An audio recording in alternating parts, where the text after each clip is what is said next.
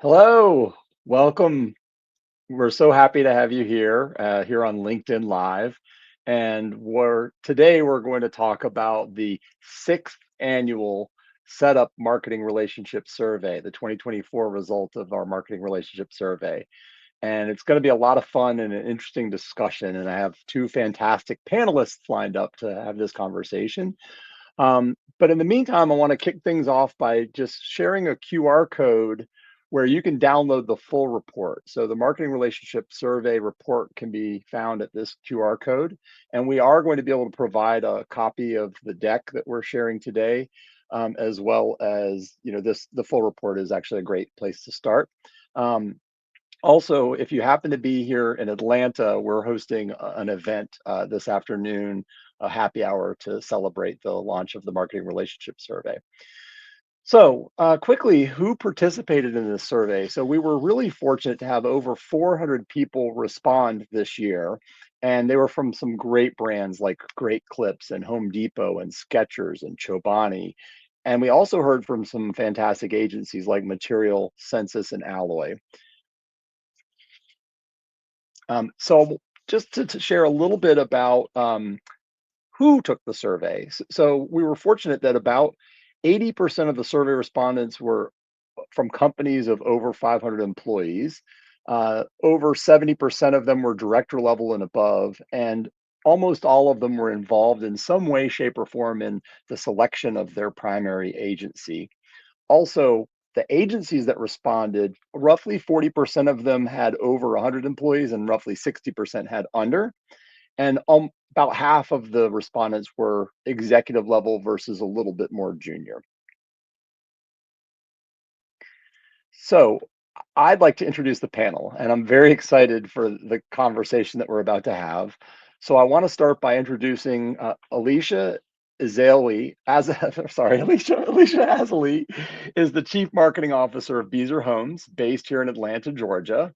And although Elicia is relatively new to Beazer, starting there this past spring, her expertise in marketing is vast, and this is not her first experience as a Chief Marketing Officer.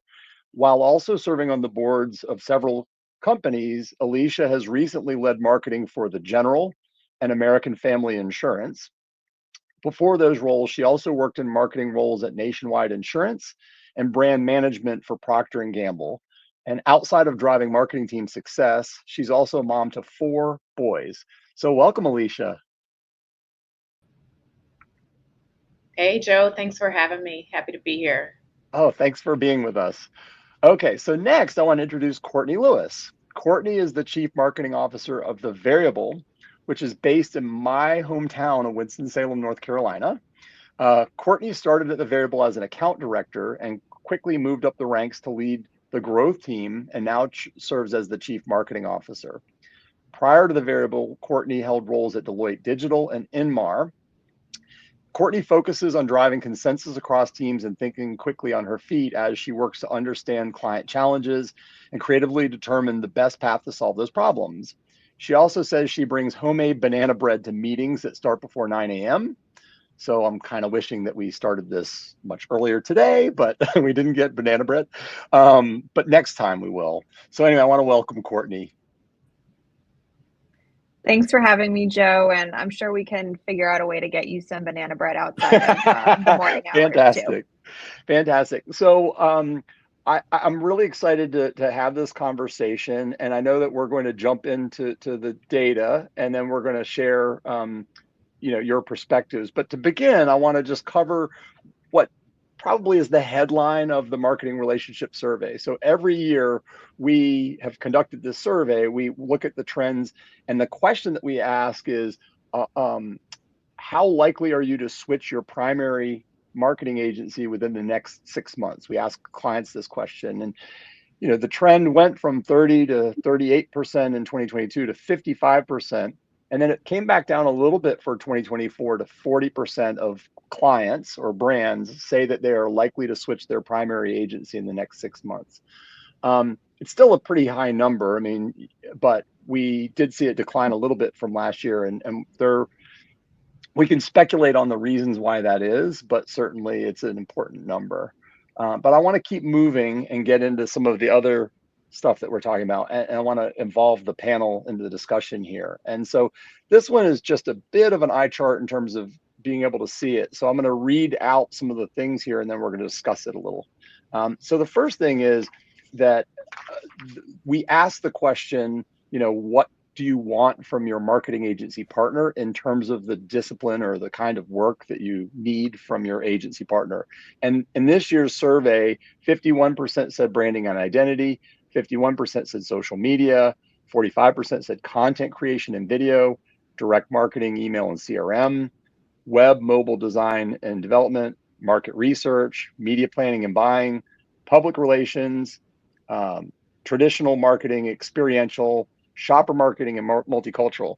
The interesting things for me in terms of changes from last year is that number one and number two stayed pretty consistent. Branding and identity and social media were pretty consistent. Content creation moved from number one on last year's chart to number three this year. Media planning and buying moved from number two last year to number 7 on our list. And public relations moved from number 3 on the list to number 8 on the list. And so, we are seeing some shifts in what clients are looking for. And so I want to kick off this discussion by asking you, Courtney, initially, how have you adjusted the services at the variable? So just, I should say, Beazer Homes, one of the largest home builders in the United States. Elicia, is responsible for all marketing related to Beazer Homes. And then The Variable is a fantastic independent marketing agency, as I mentioned, based in Winston-Salem, North Carolina. And so I'm curious, Courtney, how you've had to adjust the services that you deliver at The Variable to meet these changing needs from clients. Yeah, I think it's a little bit of kind of reading between the lines on these responses. What I see when I see the social media kind of need holding relatively steady, coupled with the content creation need, to me really demonstrates the continued interest in performance. And I'm certainly heartened to see brand and identity kind of staying strong as the lead horse, number one, because that's certainly a sweet spot for The Variable, but also because it says to me that we perhaps are getting to a place where clients are starting to see those not necessarily equally all the time, but starting to hold their value a bit more equally. And so that's really what I see in these numbers is the need for performance is what's driving, I think, a lot of the content needs. And on the social side, we're seeing a lot more asks for help and support with creator content versus traditional organic. So that's kind of what these data points say to me. Great. And so, Elicia, I'm curious how your needs from your agency partners have changed. Yeah, and first, Joe, I just want to give you a big congrats on your 6th annual marketing relationship survey. It's a big deal. It's important to the industry. So shout out to you and the team for year number 6. I think I have a little bit of a different perspective than maybe some of the respondents here. Kind of big picture, I really believe brands exist to create relationships with customers and ultimately make the registers ring, right? And so definitely in line with what Courtney said about performance. But if you think about it like that, it's less about agencies kind of changing and more about how customers behave and how they're receiving content and how they're interacting with brands and what capabilities exist within your organization to deliver those customer expectations. So if you think about a Venn diagram like that, the overlap between the most strategic, most differentiated parts of the brand and the capabilities that marketing drives to impact the business, like that overlap for me that's the things I want to keep the closest. So identity, customer, audience kind of segmentation and those growth audiences, the strategy, I prefer to kind of keep those things closer. And it doesn't mean I don't enroll external partners to help me get there. But I also believe that partners and agencies work as an extension of your team to create that impact and bringing the brand to life.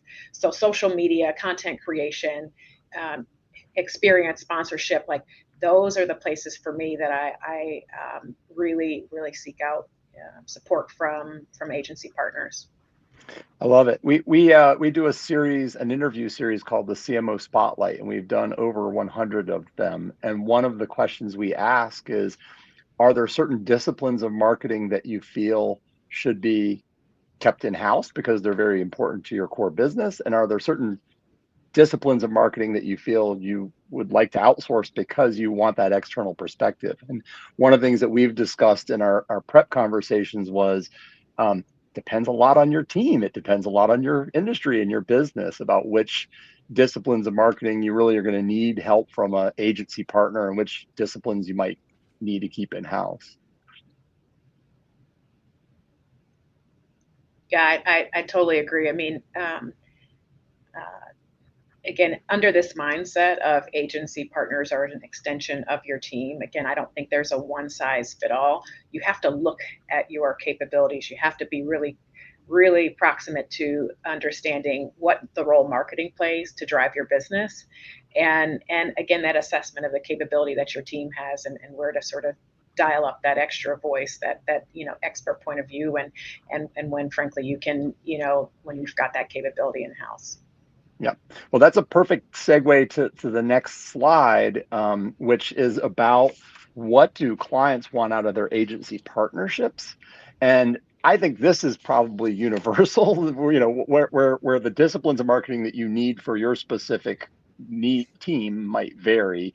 I think almost every client wants the agency to have a very deep understanding of their business. They want proactive partnership. They want strategic integration. They want effective communication and flexibility and commitment and accountability, all the things on this list. I'm curious if, from your perspective, Elicia, what do you want out of your agency partners? Sure. So I'll start with a little bit of a story. I remember, a few years ago, we were working on a project, super tight timeline, late Friday deliverable, and my boss gave me the direction to, just give this project or this request to the agency, pay them enough, they can work on it over the weekend. And I remember kind of being caught off guard about that a little bit because, um, you know, I don't think anybody's above kind of working hard and working over the weekend.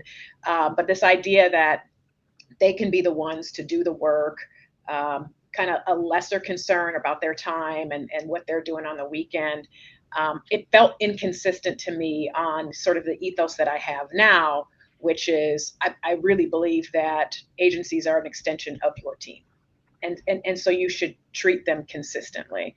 And so that moment kind of gave me the opportunity to really clarify my point of view, or like, okay, so one day, how will I behave, if I get the chance to sort of influence that. And so when I think about what I want out of my agency partners, being an expert on a particular capability is really a baseline expectation, because that's what I expect of my team, right? So I don't have different expectations of my agency partners than I do of my team.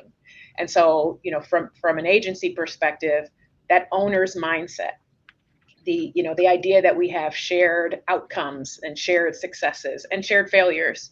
And so, I'll even, I'm often a fan, not in every situation, but often a fan of performance-based incentive models that include both short and term, business metrics.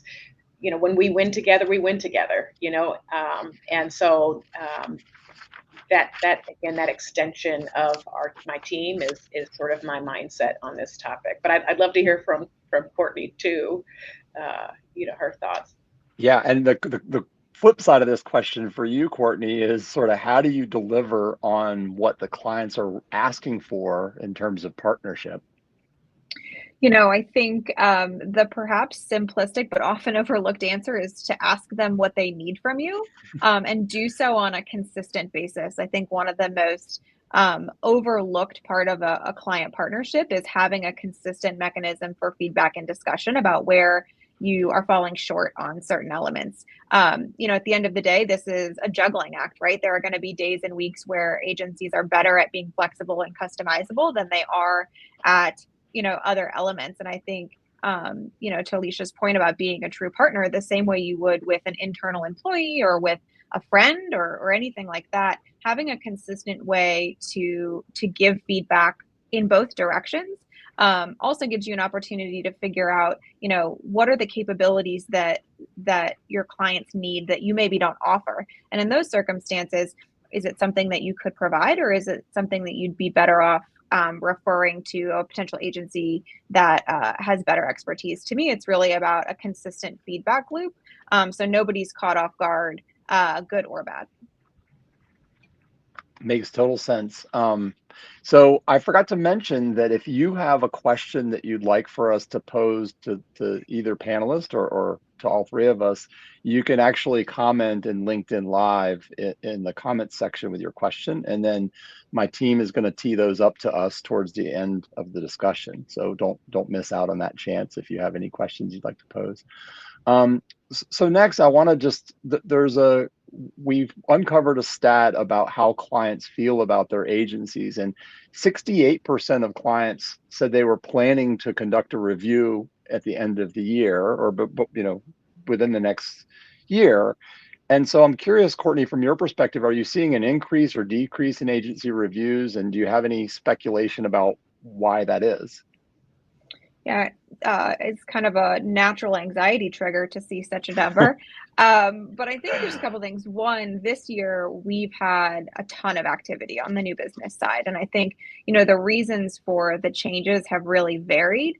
I think a lot of them were in some ways kind of holdovers post-COVID when, it didn't make sense to change agencies in the middle of a global pandemic.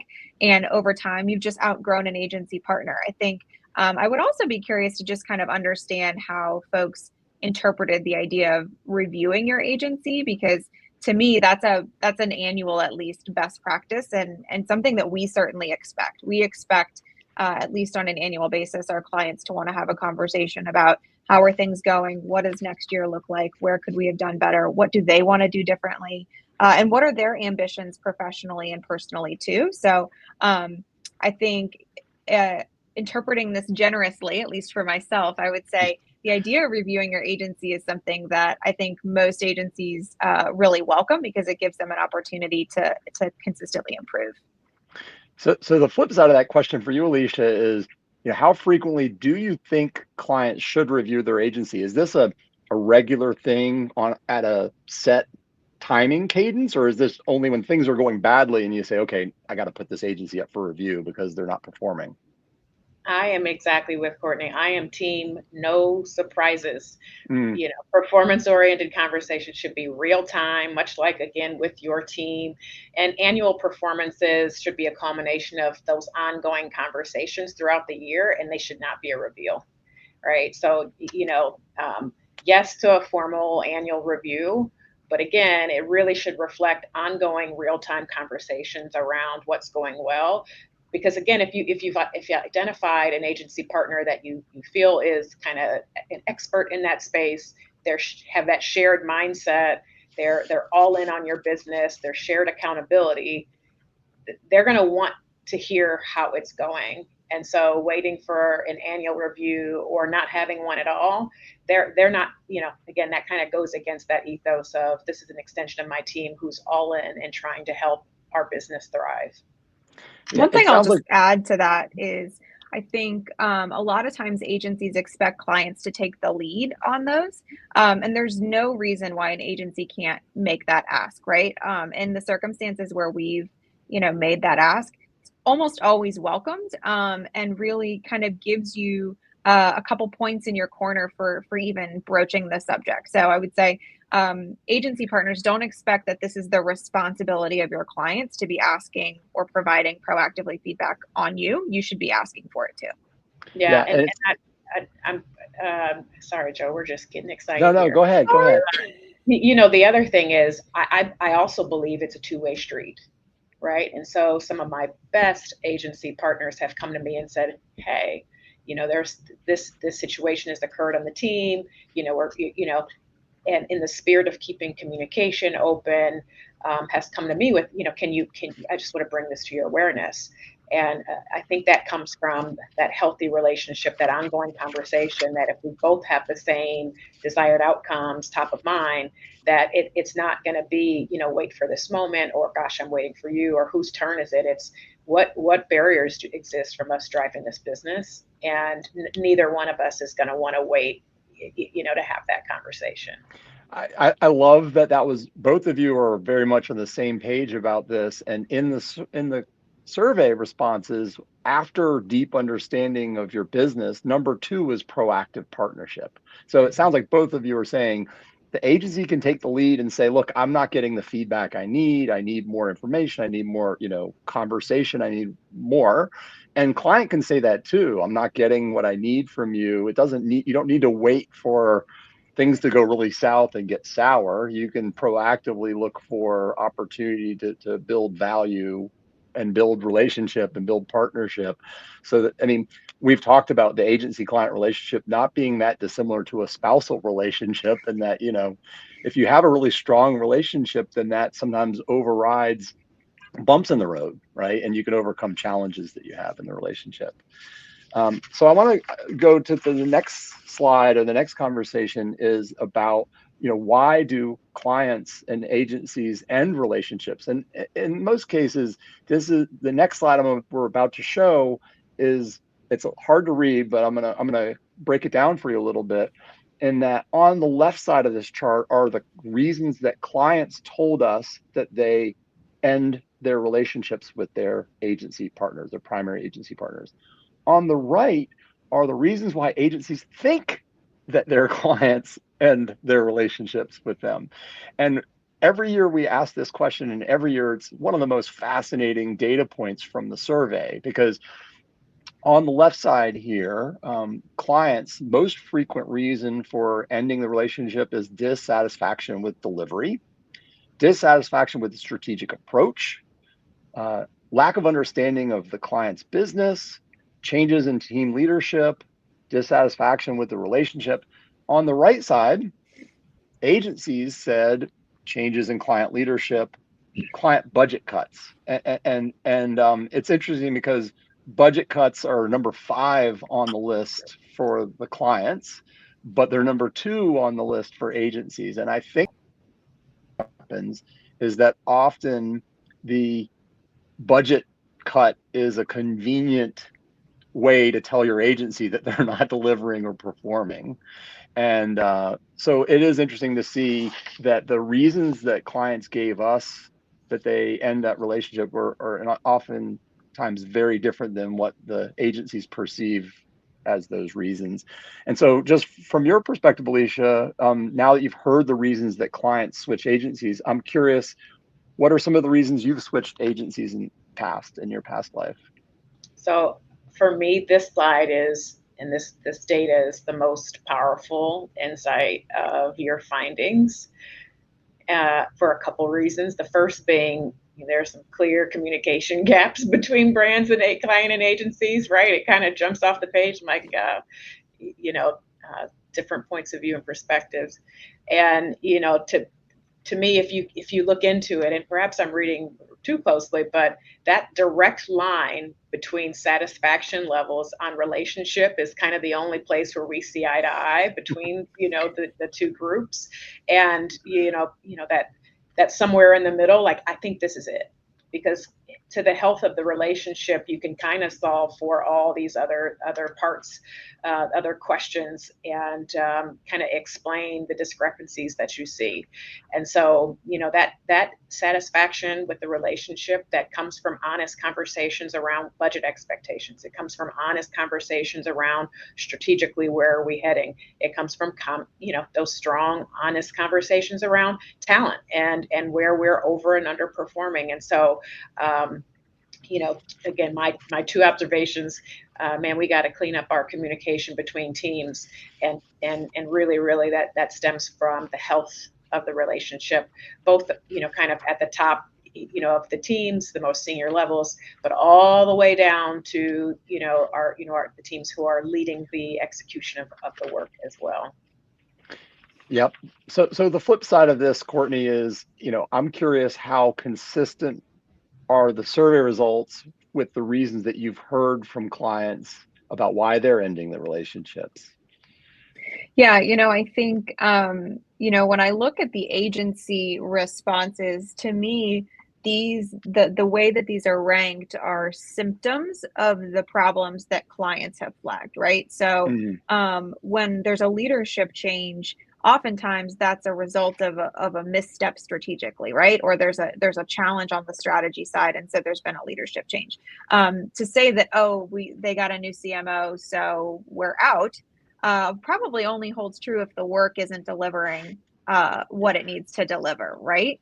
I think for me, one of the least surprising but really important things I think for agencies to note here is satisfaction with delivery. I think so many of us are still operating in a really traditional agency waterfall fashion. And as we talked about earlier, with the way social is moving, with the way content needs are moving, with the way performance is moving, your agency will implode if you do not think about delivering in a different way. And so to me, that was a real kind of spotlight on, I think, a challenge that a lot of agencies face. And I think just highlights the even more urgent need to solve for it, landing at kind of number one on the list. Absolutely. I want to give a shout out to The Variable, your agency, because there are several examples I can think of where a major client of yours, a major brand, changed their CMO, and then you were able to retain the business with the new CMO. And I think that's probably largely because you already focused on delivering real value for the client and ensuring that the work stands on its own and that you can build new relationship with the new person. So good agencies can overcome changes in leadership on the client side by delivering. I would also build on that and say I think it's when there's a leadership change and it's the results of a change in kind of vision for the organization, oftentimes the benefit of having an agency is we've been able to see kind of that potential need for a vision change coming because of our longitudinal kind of understanding of the market, right? And so a lot of the retention of the relationships we've had when there have been CMO changes have largely come from us being able to say, hey, we've kind of operated through a yes and mindset. We've been delivering against what your CMO has asked for. And here are the other things we've been kind of bringing to the table and thinking about. If you're ready to execute on these, we're ready to go too. And so I think there's this real delicate balance without dishonoring the relationship you have with a former CMO while also demonstrating that you have been kind of thinking ahead as best you possibly can.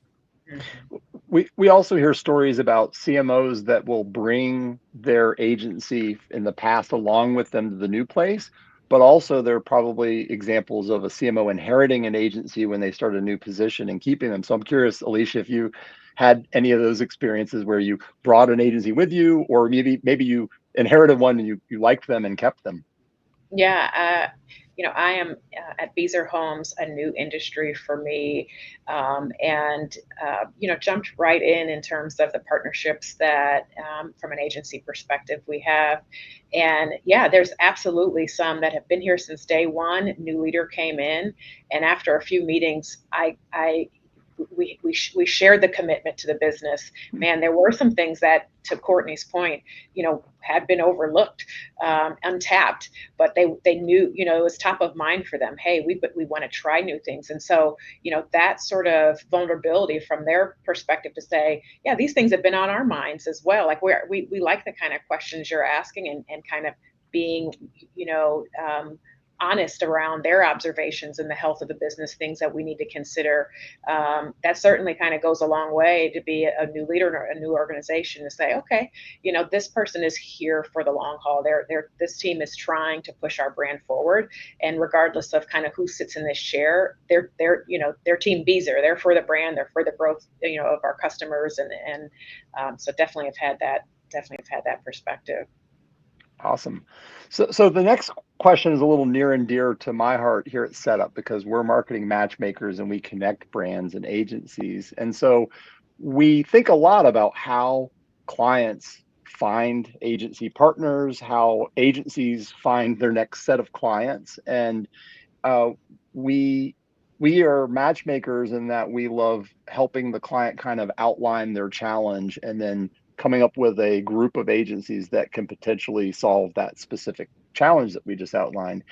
So the next stats are about finding client agencies. And on the left, 75% of clients said that finding an agency was time consuming. and 77% said that it's challenging to find the right agency. And then the number one reason that they gave that to solve that problem is word of mouth and referrals. And so at Setup, we're really focused on, being a referral partner that can help the client find agencies that can support them. I'm curious, Elicia, how you've found agencies in the past, and what do you hate about finding qualified agencies, or maybe you love it. I don't know. So, that word of mouth referral, if you've been in this business for a while, certainly that's a thing, right? But I would say I'm likely like you, I'm a student of this work and this craft called marketing, and so I also can just keep my eyes peeled on the work itself. So I watch ads, I look at creative, I see who's kind of making news and going out of their way to create connection with customers, and I see who's doing the work, and so that certainly, just being a student in this industry, is being curious.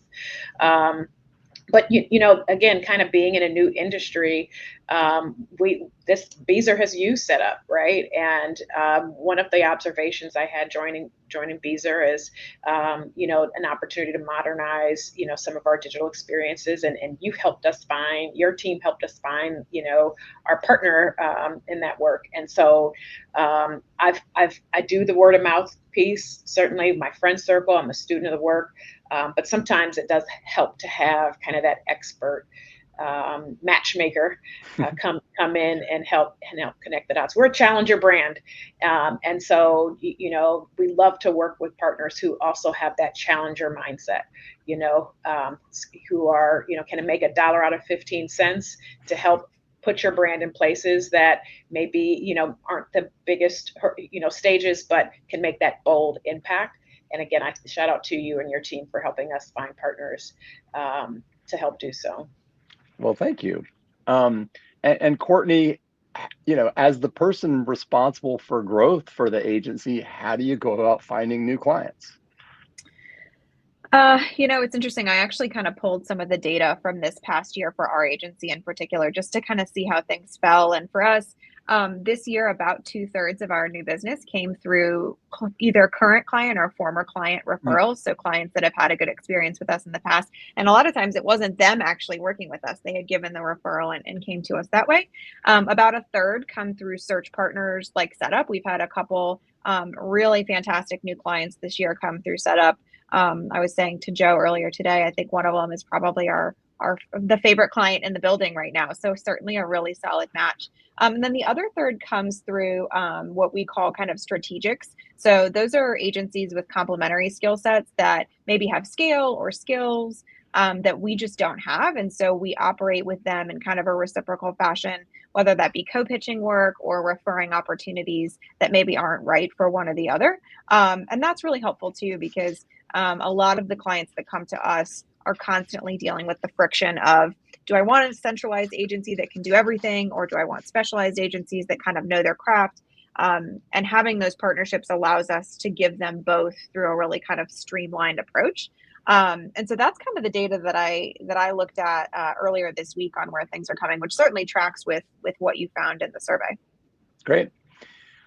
So this question is going to be more for you only, Courtney, because one of the things that we ask in the survey is, what challenges do agencies face? And so I'm just going to talk through a couple of the results and then get your take and feedback about that. So over and over again, we're hearing that retention is still an issue at agencies, keeping good people. Agencies have notoriously been revolving doors, and for years and years, but that it continues to be an issue retaining great talent. Consistency is down. Project scoping is down as a concern, and business development is up as a concern. So I'm curious if these responses to the survey align with your experiences at The Variable. Yeah, it's interesting. I don't know if we're just opposite of the industry or got lucky or somewhere in between, but I would say team retention, we're incredibly fortunate.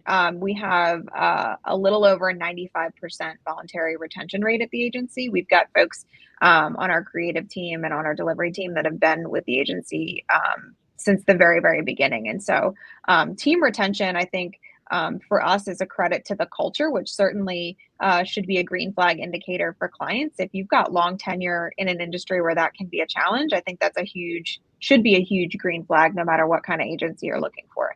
And then on the business development side, I think I would maybe frame this challenge a bit differently. Like I said, we've had a fantastic year on the biz dev side. I think our challenge has been more so with some prospect behaviors that maybe are not so great and maybe are kind of systemic to the industry in certain circumstances. So ghosting, I think, has definitely been up this year. And really incredibly protracted processes have been way, way up. And so I would certainly put those under the biz dev umbrella in terms of a challenge. And I think that, trying to interpret that with empathy, I think it comes from uncertainty in the market. It comes from pressures on CMOs. And so they're trying to, double check, triple check before they make decisions. And sometimes that means the search fizzles. But that would be where I would say the biggest challenge on the biz dev side is getting an answer sometimes, one way or the other, or getting a response after you've put considerable time and effort into something. Yep. And I mean, obviously you'd rather get a clear no than no response whatsoever. But also one of the things that we do at Setup that I think has been really valuable to our agency partners is that when a client makes the decision for a different agency that they didn't select, they often give us feedback about the agencies that they didn't select and why. And that's been, I think, hugely useful because it helps the agency then improve and get better from that feedback. So just one note kind of to build on what Courtney was sharing is, two things that I either observe or directly ask when evaluating, agencies are retention, but years with the company, just to kind of have everybody go around the room. That's definitely a green flag. I like that phrase.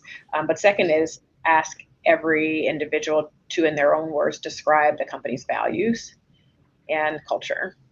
And there's nuances of difference, right? Of course, but if the team is kind of inconsistent even on how they describe themselves or what it feels like to work there, again, you can start to get a feel for, is this going to be a relationship fit, in the long haul. I can tell that you've been a client for a long time, Elicia, and that you're an amazing client. I was going to say, I can tell Alicia's a good client. Go ahead and put that out there. Yeah, exactly. Working with Elicia and Beazer Homes would be a joy for any agency that gets the opportunity. If you like to win, that's all, that trumps a lot of. So. I love it. Okay, so the next question, this is 2024, and we had to throw a question into our survey this year about the usage of AI because, this is 2024. And consistently, both agencies and clients told us that they were leveraging AI in a pretty big way. And over 80% said they're using AI, and they're using it for content creation. They're using it for analysis. They're using it for operational efficiency, for research, for personalization. So, Courtney, I know, how has AI shifted what you do both internally at The Variable, but also externally for clients? So I think for us, it has really been a force multiplier. So as a small agency, pitching is a huge investment of our time, and we don't have 300 or 400 extra folks that can just kind of tip in on work. And so our team and the investment in time and energy that they've made in really becoming students of the tools has resulted in us being able to deliver incredibly high quality work as a small agency and really kind of punch above our weight and compete against agencies that previously just could kind of outspend us, honestly. I think for our clients, what they're really valuing is relative speed. Sure, there's definitely a speed factor. And then I would say on the personalization side, I think what we're really seeing is it helps clients who struggle to imagine, right? You don't have to imagine anymore. It's not imagine this board if the client was in a yellow shirt instead of a blue shirt, or imagine if this was shot from this angle. 20 minutes with Midjourney and you don't have to imagine it anymore.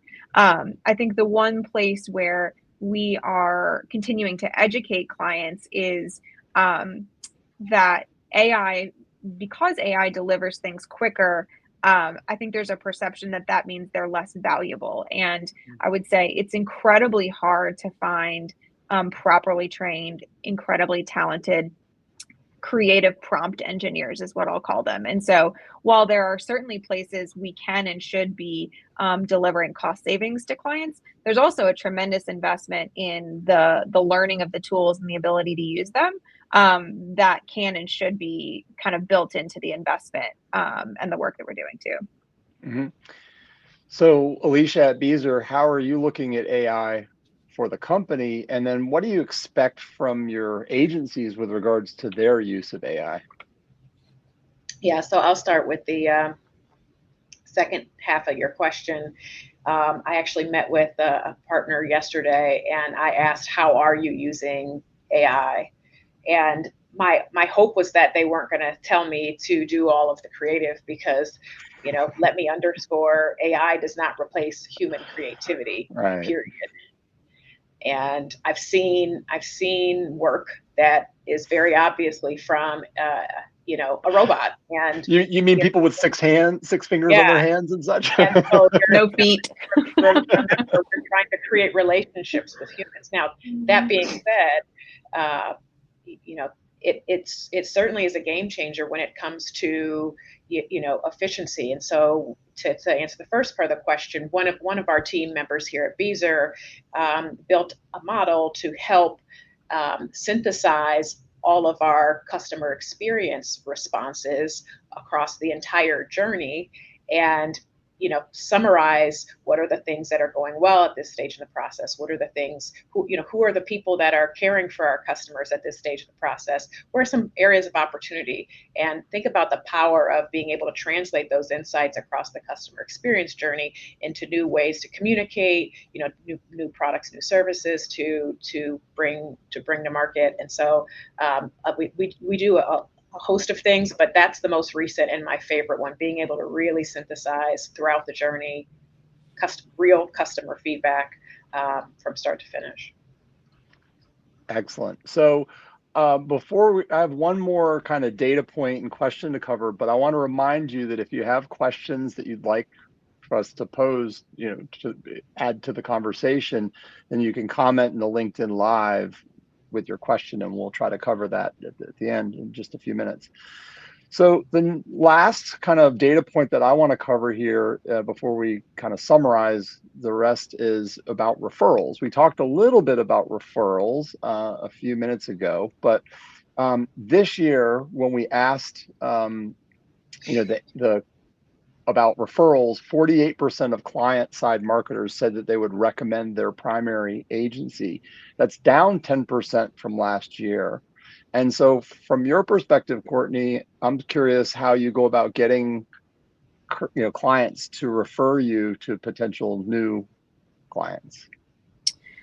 I think a referral is also always a nice, foot in the door, but you have to deliver the work, right? A referral is a nice, warm introduction, but I think the biggest mistake you can make with a either current or former client referral is to assume that gives you a hall pass in any way on the work or the process. And I think if anything, it's the opposite. It's a responsibility to make good on a referral, which is a risk for a client to give you. And then to kind of answer your question around the value of them to us, agencies need to do a better job of asking for referrals. If you have, a target category that you're looking to grow into, if you have, a transition with another client that removes a conflict, that gives you an opportunity to kind of bring on new clients. If you've got that type of relationship with a client, tell them that. We are looking to help them as much as they're looking to help us. And I think there's an assumption that you can't do that. And I think that's really untrue in really healthy, wonderful agency client relationships. So the flip side for you, Alicia, is just how do you go about referring partners to others that, you said you have a friend circle of other marketers that you communicate with regularly. So how do you communicate when you are happy with an agency that you've been working with? Yeah, growing up at P&G, most of your friends over time are marketers, and so that happens. But I want to kind of think about it a little bit differently, Joe, in that um, when I'm evaluating an agency partner or potential partner, I'm asking who else have you done work for, and give me the name of their CMO and set up a call, because those people have the opportunity. Like, there's nothing in it for them, in terms of overselling or Right. underselling the work. And so, I also kind of look for, I want the agency that we choose to be highly recommended from their other brands. Yeah. And so just kind of making space to be old school, pick up the phone and ask, how is the relationship with you and this partner? How do you perceive the work? Anything I should be concerned about? And there's nothing in it for them to say one way or the other. And so that is something that I've, every time I've made a decision around which agency partner to choose, I'm asking other clients. I'm going out of my way to pick up the phone, give me 30 minutes, tell me about what it's like to work with them. Yeah, Great point. we at Setup, when we work with an agency, we do an agency assessment process up front, and it takes about a month to complete. It's a pretty rigorous process. And part of that process is that we ask clients about the agency, and we bucket them into a couple different groups.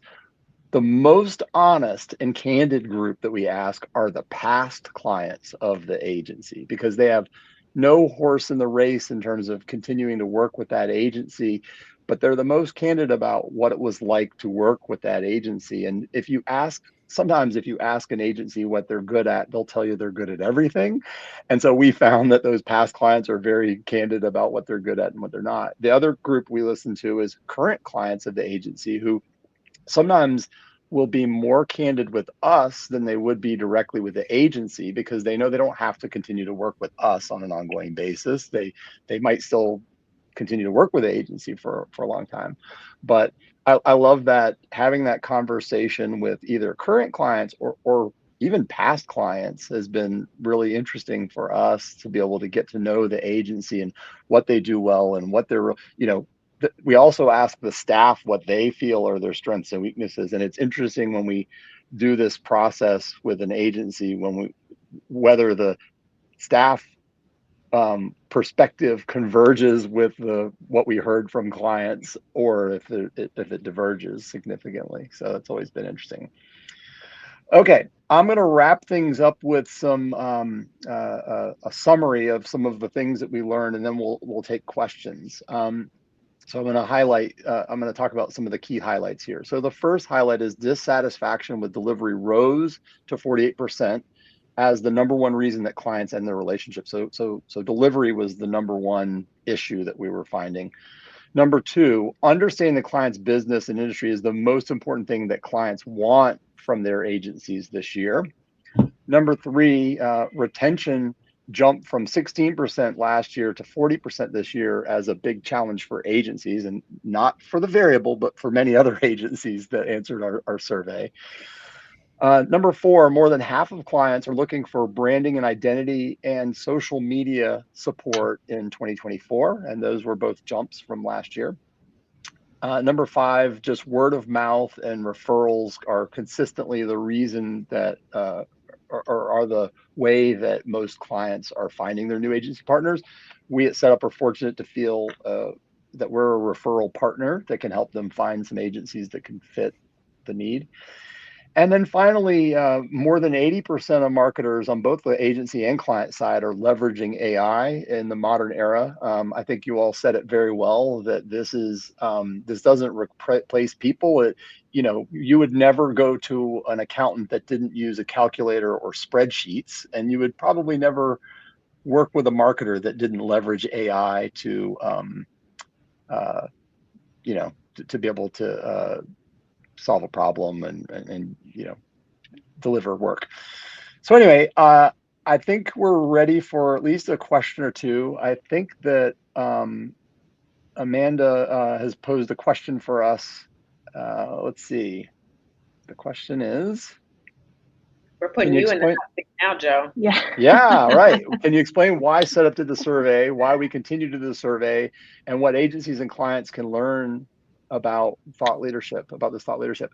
So we want to be experts in this relationship. We want to really understand what marketers think and how they interact with their agencies. And it has been interesting to see over the 6 years that we've been doing this survey, the trends, go up and down. We were fortunate that Ad Age published the results of the last 3 marketing relationship surveys, and Fast Company has as well. I don't think there are enough people thinking about the relationship and asking the questions, and it's fun to delve into this subject for those of us who, Elicia, you said it well. You're a student of this, and I think you are too, Courtney. And for us, this is fun. Any questions that you all want to pose, Elicia or Courtney, of me or each other, or should we wrap things up? I just want to give a shout out to Courtney. You're, a leader. Clearly, you're defying the odds and the results that we've gone through today with your agency. So shout out to you and the team, and to all my friends and family at Beazer, tuned in. Thanks for listening. I can see my text messages from those folks. So great to be a part of a team, and be able to celebrate the great work that we've done together. So thanks for thinking of Beazer, and thanks for having me here. And I want to thank you both for providing your insights and sharing your insights with our audience, because I think we all share the common desire to make sure that agency client relationship is the best it can possibly be. And you said it really well, Elicia. It's in support of the work, right? At the end of the day, we're trying to deliver good. You said it too, Courtney. We're trying to deliver great results for our clients, and our clients are trying to get the best output for your customers and for your constituents. And so, looking at the really evaluating the agency client relationship and supporting it and making it as good as it could possibly be is the best way to do it. But the other piece is, if you need help finding an agency to support you, or you need help growing your agency, then I'll give a plug for setup and say that we'd love to help you. So thank you all for joining me, and this has been such a fun time for me. Thanks, Joe. Thanks, Elicia. Thank you. And one more thing, if you're in Atlanta, we'll be hosting a celebration this afternoon from 4 to 7, a happy hour at our office, which is in the southern part of Buckhead. And there's a QR code here on the screen now that you can scan, which will, where you can RSVP to come to the happy hour this afternoon. We're going to have plenty of food and drink and some fun activities and games and things. So we hope you'll join us if you're in town. But thank you all so much for joining us today. This has been a great fun for me. Thank you. Thanks, guys.